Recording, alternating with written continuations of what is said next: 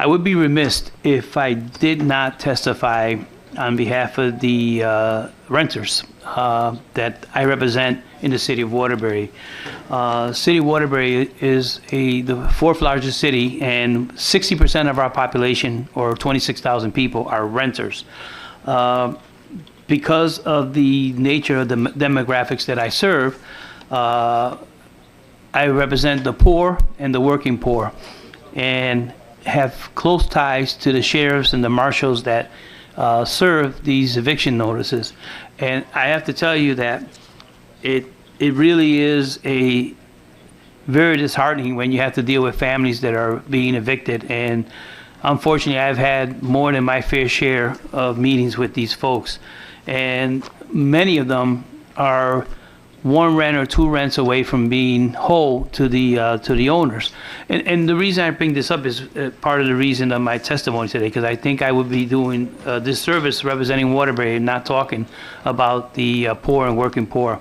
I'm here today to support Senate Bill 257, which is an act concerning evictions for just cause. I'm here to support House Bill 5092, an act protecting renters from rent increases upon transfer of residential property.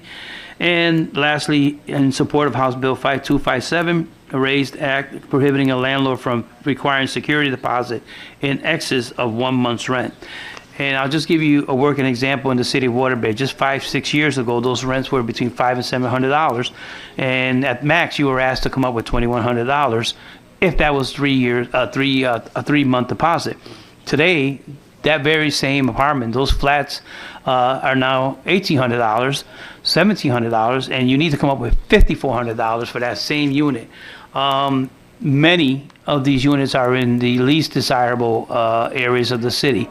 So I know there's a balance. There has to be a balance here, and this is why I'm testifying in front of the Housing Committee.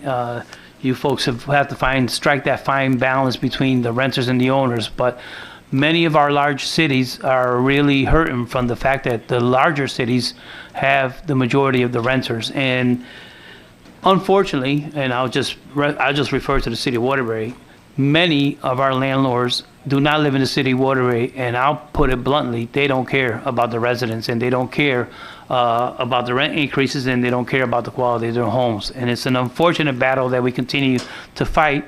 It is that reason why I stand in support of the 3 bills that I mentioned.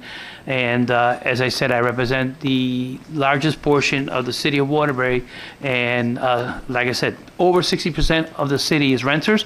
In my district, that number is 79%.